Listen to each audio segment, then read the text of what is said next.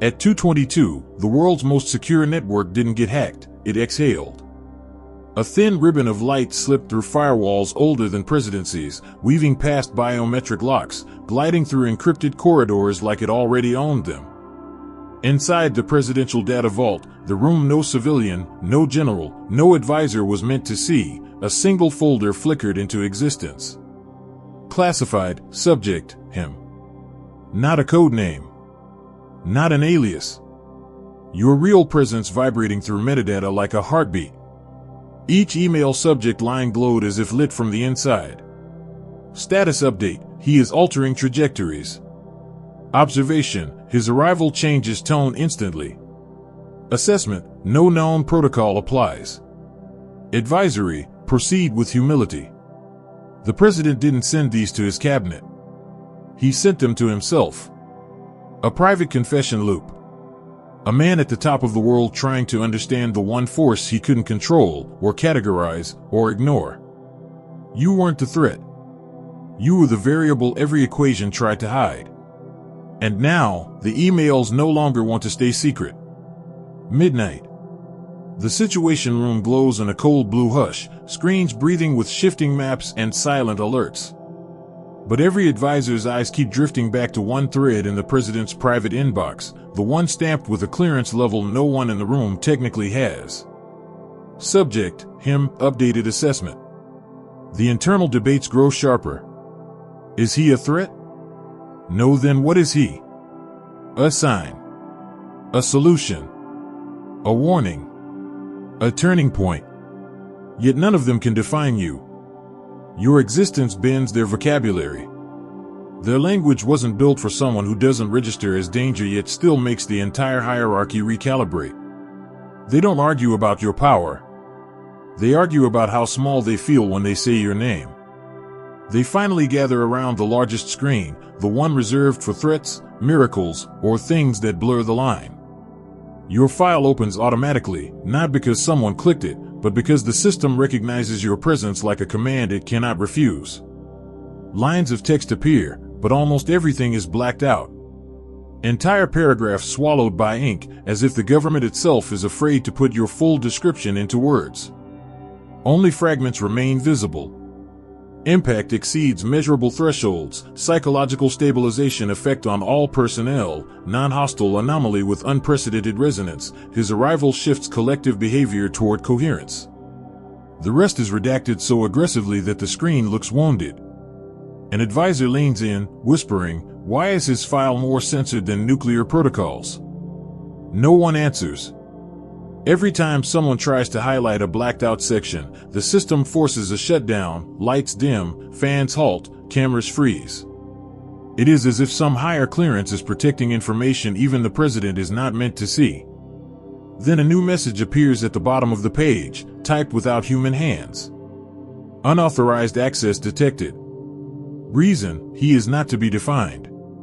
The room goes silent. Because in a world obsessed with labels, categories, and codes, there is nothing more dangerous or more divine than a person the system cannot classify, cannot measure, and cannot translate into data. Your redacted sentences aren't hiding secrets. They're hiding the truth that language collapses when it tries to explain you. The alert hits the situation room like a shockwave, a piercing tone reserved only for existential events. Missiles.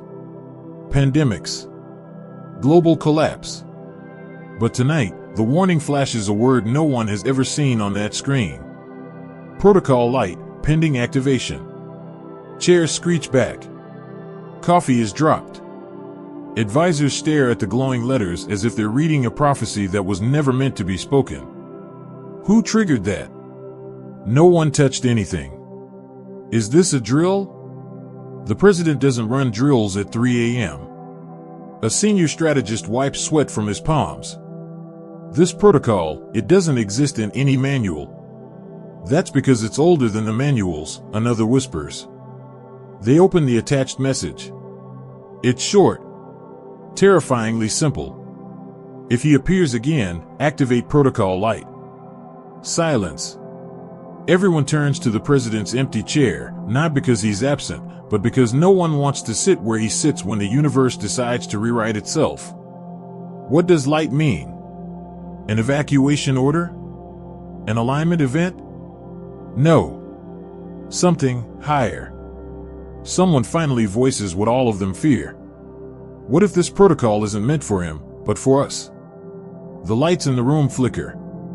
Systems reboot without a command. A soft, warm glow pulses behind the main screen like dawn trying to break through steel. And for the first time, every official in the room feels a strange, unfamiliar sensation spreading through their chest. Not fear, not panic, but clarity. Protocol light isn't a defense mechanism. It's a preparation. A signal. An ancient instruction written into the architecture of power itself. When he arrives, awaken. Long after the advisors scatter through dim corridors and the situation room falls back into its artificial night, the president returns alone. No cameras. No guards. No speechwriters. Just a tired man standing before the one file he keeps hidden even from himself. Your file.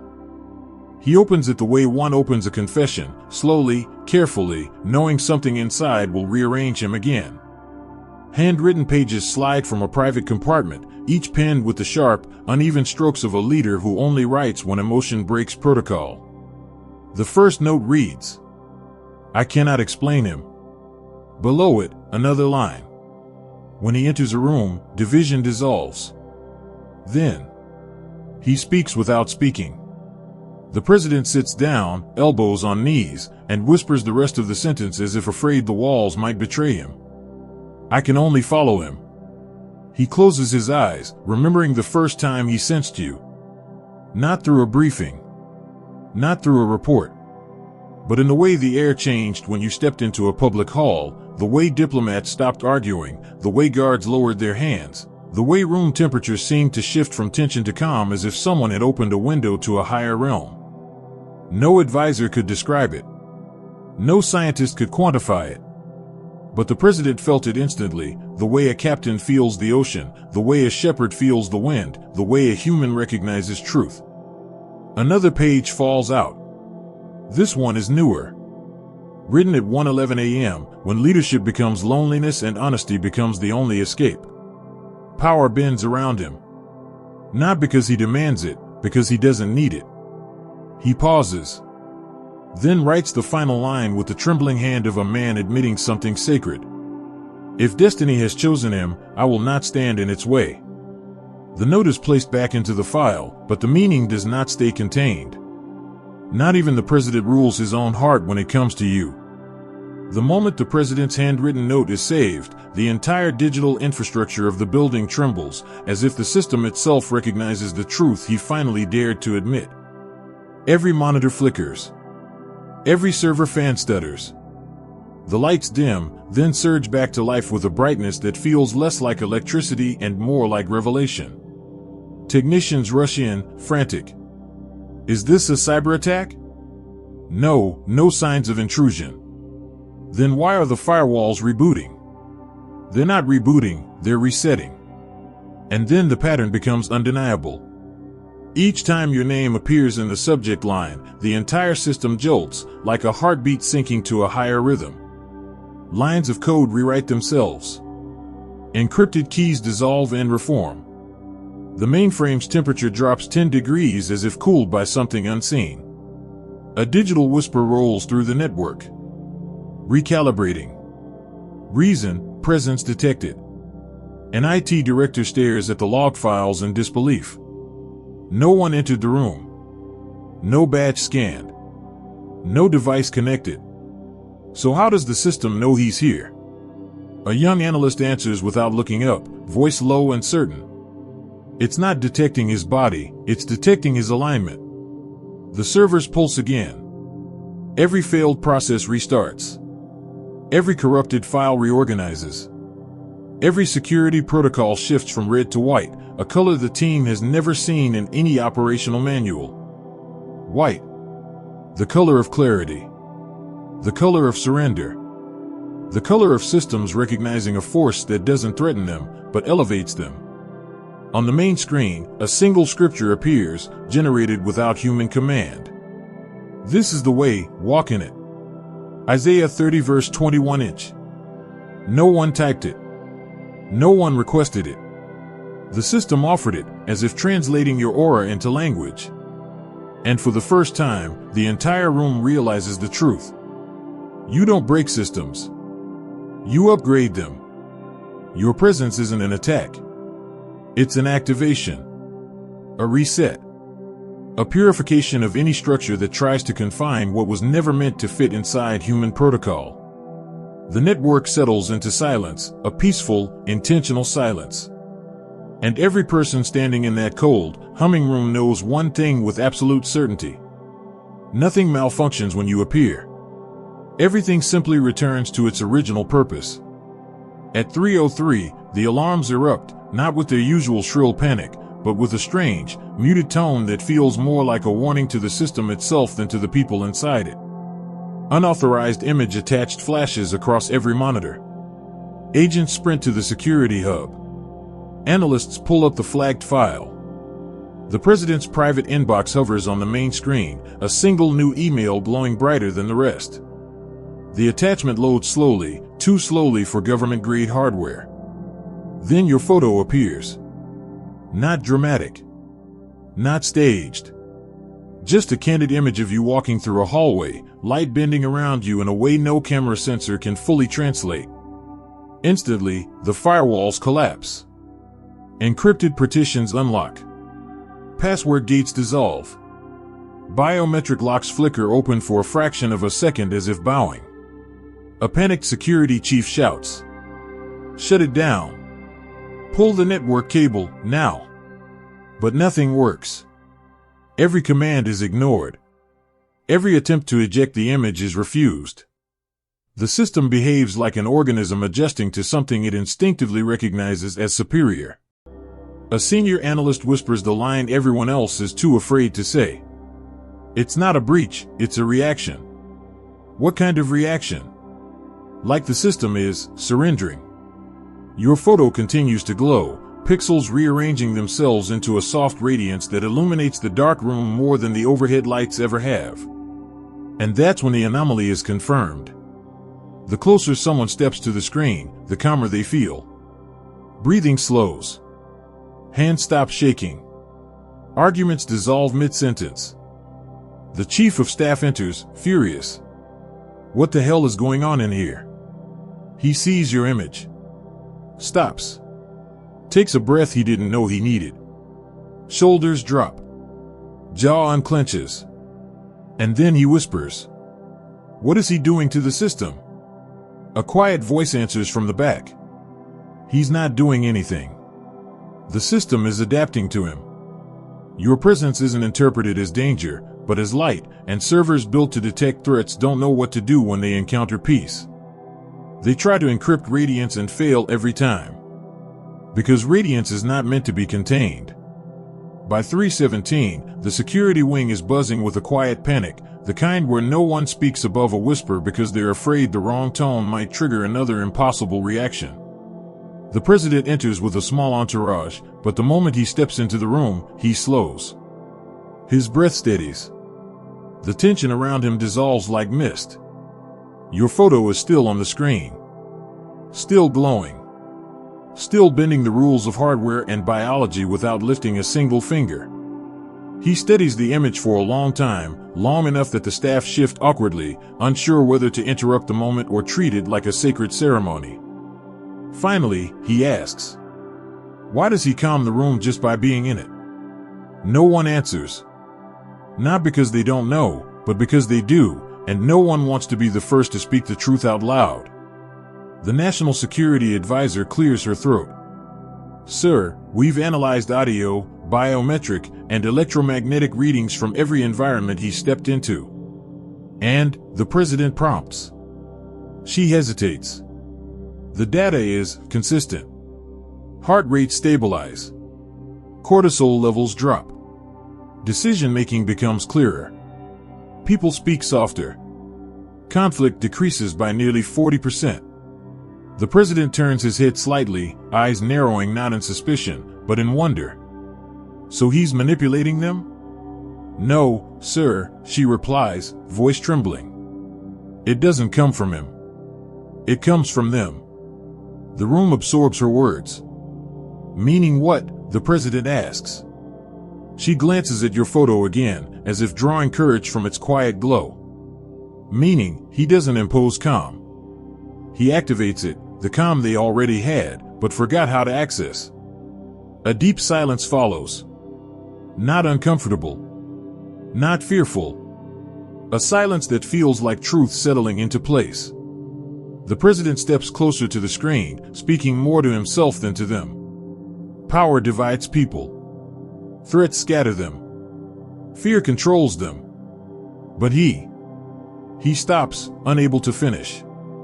Because in that moment, he understands something no intelligence report could ever articulate. You don't silence people. You steady them. You don't dominate the environment. You harmonize it. Then the president asks the question that changes the entire course of their internal investigation. If he can calm a room, what happens when he walks into a nation? No one dares to predict it. Because deep down, they all sense the same answer, a truth too vast, too luminous, too paradigm-shifting to put into an official report.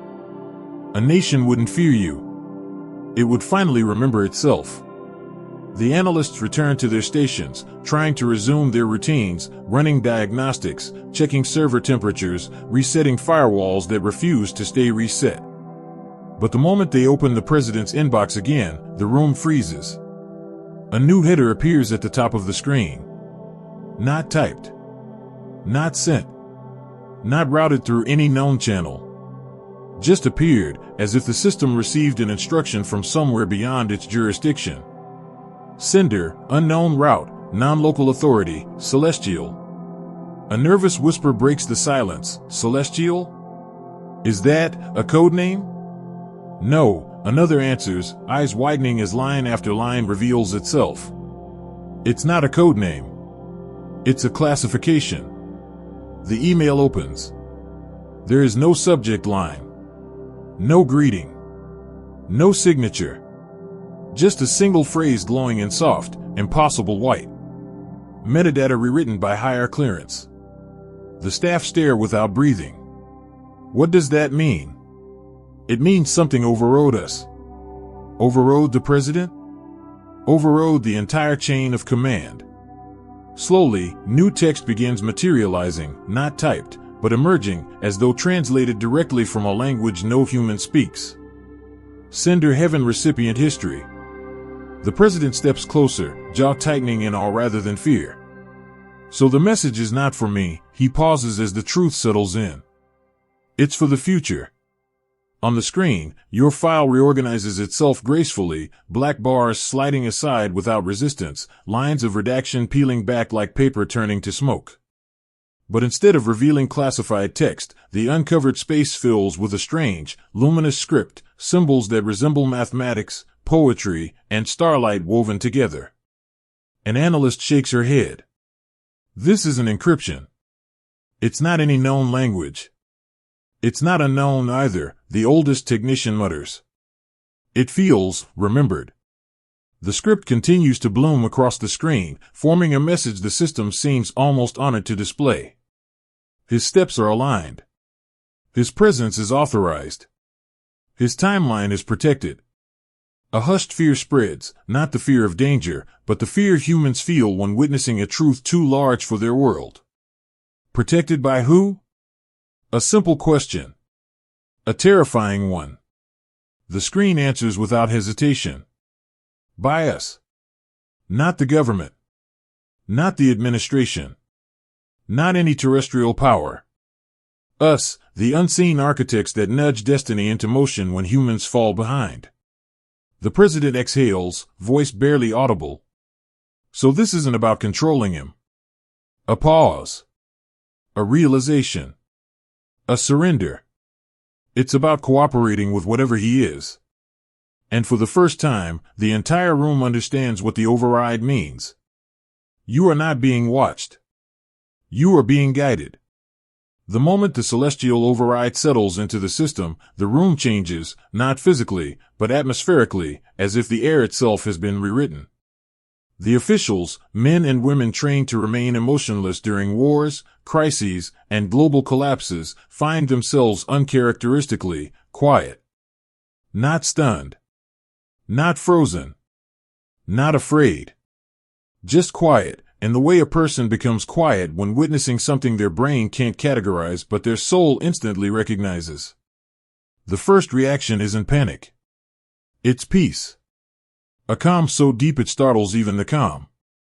One by one, the staff sit back in their chairs. Some place a hand on their chest without realizing why. One analyst removes his glasses, rubbing his eyes as if trying to confirm he isn't dreaming. Another whispers, "He's not destabilizing us, he's aligning us." A junior officer, normally hyper-alert, always tapping his pen in anxious rhythms, sits completely still, as if someone pressed a hand gently against his racing heart and said, "Breathe." Even the lights shift, less fluorescent, less harsh, almost warm. Someone finally breaks the silence. "Why do I feel safe?" The question ripples across the room. Heads nod slowly. No one denies it. Safety isn't a policy. It isn't a protocol. It isn't something the government can manufacture on command. Yet your file, your presence, creates it without effort. A senior strategist, a man so hardened by geopolitics that he hasn't smiled in 3 administrations, leans forward and says, "When I read his name, the noise in my mind stops." No one laughs. No one mocks him. Every person in the room knows exactly what he means. Another adds, "It's like the body remembers how to exist without tension." And then the president, still standing before the glowing screen, speaks the truth the rest of them are circling around. "This is the first time in all my years of service that a classified file has made people feel better." A beat of silence. He continues, "Threat reports cause fear. Diplomatic cables cause stress. Intelligence dossiers cause paranoia. But he gestures toward your photo, still luminous, still unexplainable. He causes coherence. Not obedience. Not submission. Not intimidation. Coherence. The quiet hum of a nation remembering its center. And that is the moment every person in the room realizes something unprecedented. You aren't influencing emotions. You aren't altering behavior. You aren't projecting power. You're doing something far rarer and far more disruptive to the old world. You are returning people to their natural state, the one they lost in the noise of history. As the room settles into a strange, luminous quiet, the president reopens your file, not out of duty this time, but out of curiosity, almost reverence.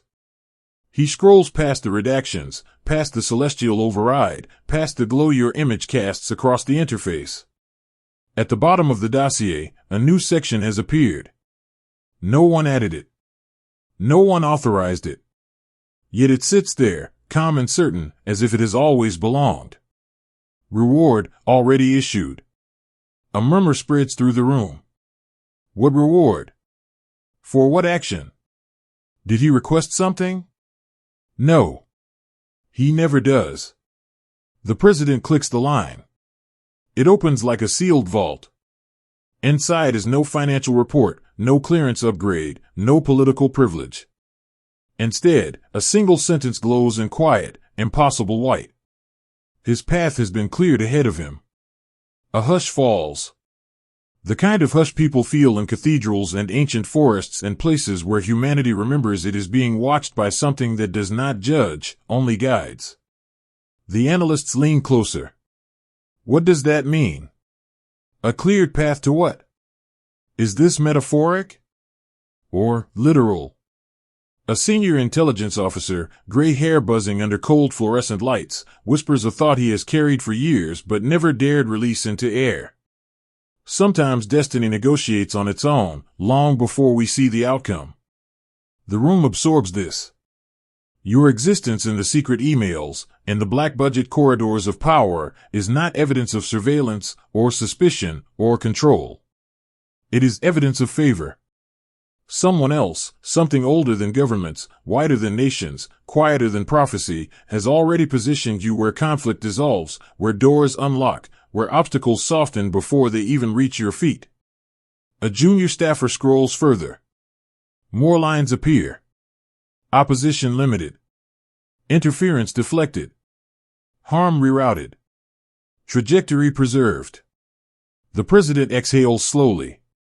This is protection protocol, he says. But not ours. The realization lands heavy.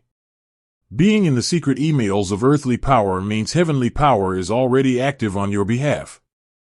You are not climbing. You are being lifted. Not petitioning. But carried. Not surviving systems. But rewriting them simply by existing. A final line materializes at the bottom of the page, like a seal pressed into warm wax. In all these things, he is more than a conqueror. Romans 8 verse 37. The president reads it once. Twice. Then closes your file with a reverent nod, as if accepting terms negotiated long before his administration existed.